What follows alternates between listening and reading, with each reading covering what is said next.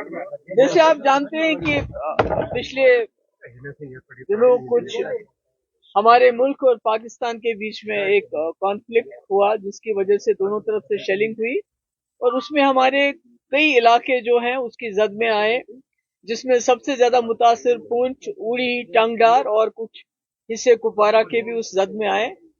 और मुझे मौका मिला इन तमाम इलाकों में जाने का और मैंने फर्स्ट हैंड देखा कि जब इस किस्म के आपस में ताल्लुकात इतने खराब हो जाते हैं कि जंग की नौबत आती है, तो आम लोगों पे क्या गुजरती है, जो हमारे बॉर्डर पे लोग रहते हैं उन पे क्या गुजरती है, किस तरह घरों के घर बर्बाद हो गए हैं, जिंदगी भर की जो कमाई होती है वो बेचारे लोग जमा करके मकान बनाते हैं, मकान तबाह, और उसके बाद फैमिली उजड़ गई हैं, बच्चे।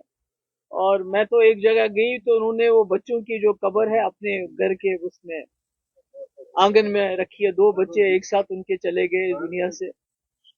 तो मैं आज ये इसलिए मजबूर हो गई आप सबके साथ बात करने के लिए कि मैं जहां भी गई अभी तक, मतलब शेल्टर तो बहुत दूर है, अभी तक कई लोग ऐसे हैं जो खुले आसमान के नीचे सोते हैं, उनको टेंट भी नहीं मिला है अभी तक।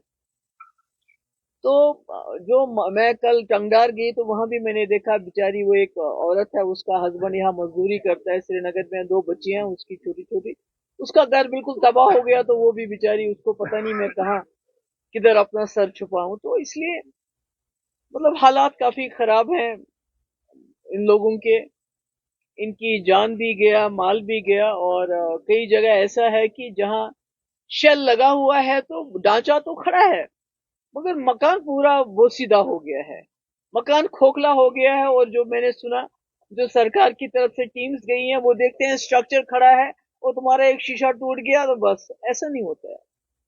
जब किसी मकान पे शल लग गया हो तो वो मकान पूरा हिल जाता है, उसकी पूरी बर्बादी हो गई है। तो इसलिए मेरी सबसे पहले गुजारिश तो ये है कि ये जितने भी एरियाज हैं इनको वॉर इम्पैक्टेड जोन्स डिक्लेयर किया जाए, ताकि इसमें वॉर फुटिंग पे इनका रिहेबिलिटेशन का काम शुरू हो जाए।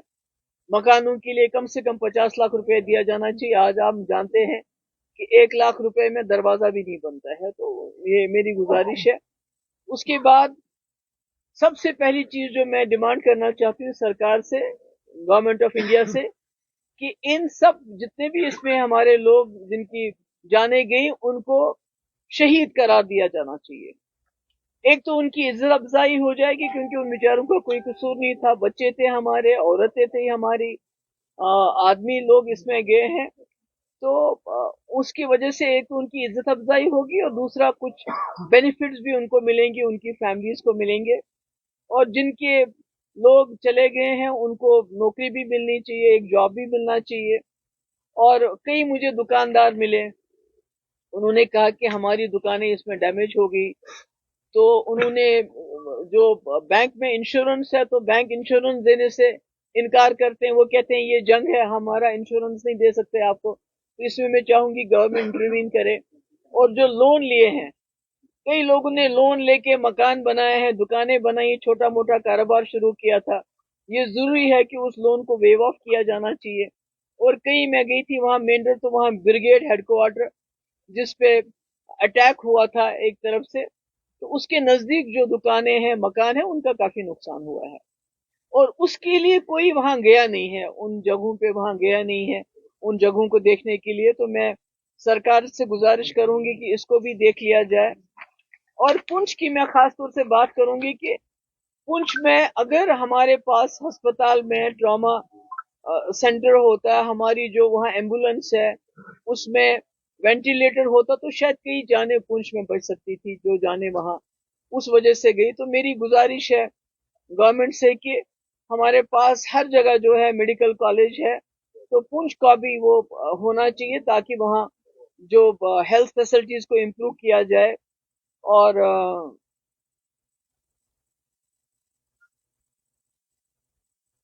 यही मेरा है कि आखिर में मुझे बहुत, अभी भी मुझे बहुत तकलीफ होती है कहते हुए कि मैं जहां भी गई लोगों ने कहा हमें इंडिविजुअल बंकर चाहिए। तो मुझे ये डिमांड करते हुए भी अच्छा नहीं लगता है कि आज 21वीं सदी में हमारे लोग जहाँ अच्छे स्कूलों की डिमांड करते, नौकरियों की डिमांड करते, अस्पतालों की डिमांड करते, वो कहते हमें बंकर चाहिए, क्योंकि उनके दिल में ये खौफ घर कर गया है कि उनको लगता है ये जंग कभी भी हो सकती है।